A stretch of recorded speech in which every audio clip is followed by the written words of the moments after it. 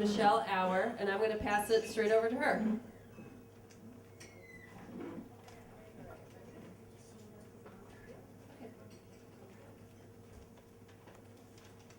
Buildings in Fort Point are hard-edged and muscular, repetitive, unyielding and heavy. They have the straightforward handsomeness of a Belgian draft horse. There are few public spaces in the area, and the canyon-like streets and industrial scale of the surroundings mean that weather and outdoor comfort can vary drastically in the space of seconds. The channel itself is an unbroken conduit for hard-driving wind and rain. Looking south on Summer Street past the convention center, the road and the earth seem to drop away and end. In spite of this, my experience of crossing the channel is often one of placid and otherworldly calm. In the mist of an early spring morning, I'll see swans. Some days, hundreds of moon jellyfish float past, beating past the tide.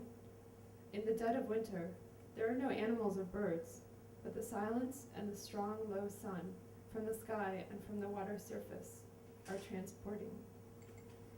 I'm extremely interested in the public life of the city.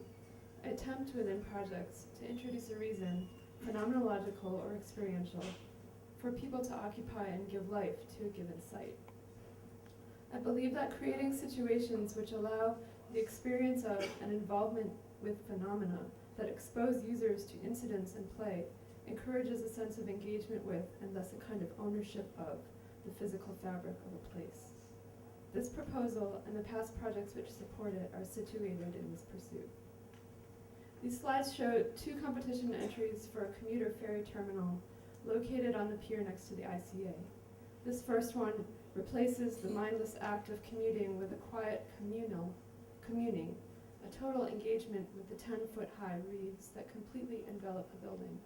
The second project combines the ferry terminal with a hotel and public swimming pool. In this project, intense spaces and intense color combine to return a private amenity to the public realm. This project for Fort Point proposes an installation of bubble-like forms which live below, at, and above the water's surface. Some are fixed in position and some are movable, responding to the weather, the tide, or to visitors' input. They are tethered to the channel floor, to the bridges, and to the walls of the channel. As the tide recedes and returns, certain forms will be exposed and again covered, while others may be moved higher in the air or closer to the bridge or shore.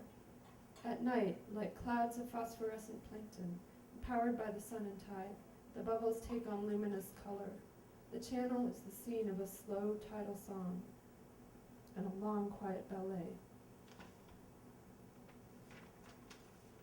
Further into the Fort Point neighborhood, visitors might discover terrestrial bubbles in any number of locations and deployments. Where the channel-bound bubbles hover over between the water and the air, the land-based bubbles hug hard edges of buildings or sit frozen in the deep canyons between factory walls. They at first appear to be aggressively colonizing the industrial landscape, but they are just as often found to be contained by the crevices of the buildings, hovering patiently in space. Their character is peaceful and quiet.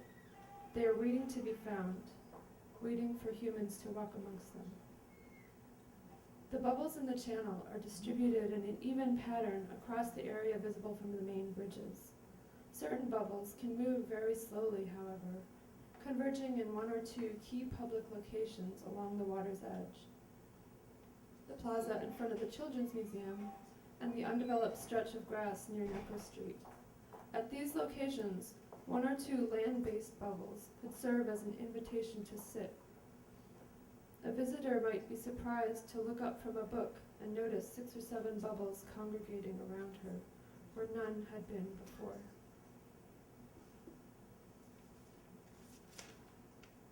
The bubbles respond to visitors' input in non-predictable and surprising ways, and require users to think and act at their scale and at their speed. Each bubble has an identifying musical tone and timbre. As two bubbles approach each other, their tones increase in intensity, and a unique chord fills the channel. Land-based bubbles may comprise groups that can become, alternatively, a fountain feature, a musical instrument, or simply a quiet spot of shade. They may emit a tone when a person steps under them, so that a group of people might compose a song at the same moment that they create a dance.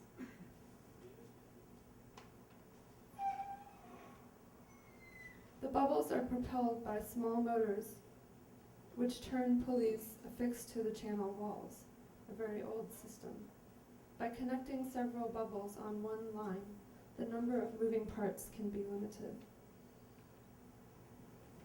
Possibilities for bubble materials include plastic film, A.avi, an easily workable 100% recyclable film gaining prominence for large span structures like Beijing's water cube.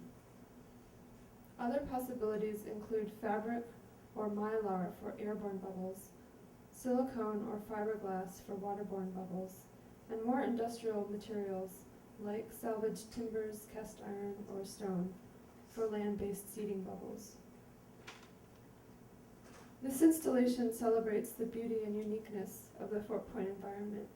My hope is that through it, visitors are encouraged to move, to perceive, to discover, and to return. It's like I overstayed my